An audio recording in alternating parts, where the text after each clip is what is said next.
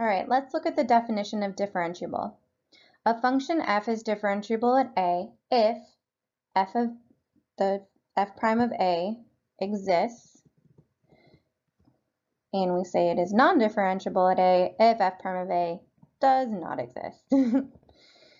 So remember that that definition of a derivative is based on a limit, so we need to make sure that as you're approaching that value from either direction, you're going to be going towards the same number.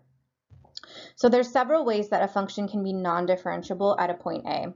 So we talked about this one in the last section when you have a corner like this, where it's just a very tight, it's an actual corner, so it's not a curve, but it's an actual, it comes to a point. And that's because if we're looking at the limit as we're approaching it from the left-hand side, you can see that's going to be a positive number. The limit as I approach it from the right-hand side is going to be a negative number, so those are not going to be the same, and you need to have the limits be the same for this to exist. So that's why we say, so f prime of a is undefined, and we say it's because it has a corner. Sometimes you're going to hear it as a cusp. I just say a point.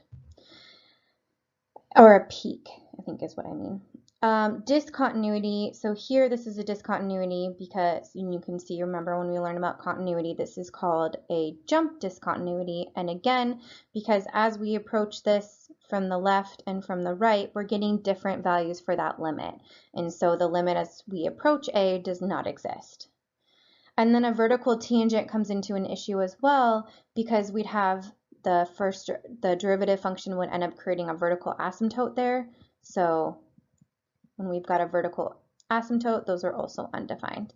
So all three of these situations are when you're going to have an undefined, at those points, the derivative function is undefined. So a corner, any type of discontinuity, and a vertical tangent.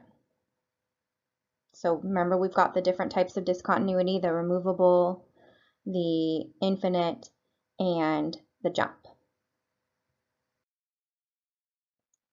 Determine the values of x for which the function f of x is non-differentiable and state the type. So we can see here that this is going to end up being, let's see, so let's actually go first to this discontinuous. I'm going to skip to letter B. So where is this discontinuous? So that's going to be here. We can see at x equals 1, we're discontinuous, -1. It's a jumped discontinuity. All right, but if we're trying to figure out where is this non-differentiable, so, all right, so we said if there's a corner, it's non-differentiable. We said that if there's a discontinuity there, it's discontinuous. And we said if there's a vertical tangent, it's discontinuous. All right, so when I look here, I see right off the bat we have a corner at x equals -3.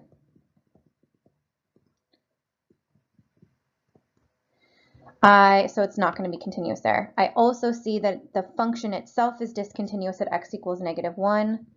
So that means that the function is not differentiable there.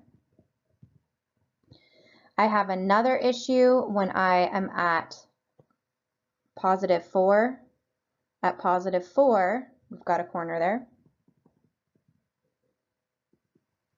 And then we actually have an example of the infinite right here, a vertical tangent. So you'd have a vertical tangent here.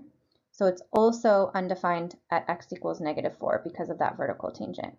So again, if you go back to that last side, there's 3 ways that you can tell if a function is non-differentiable. So that's if you have a corner,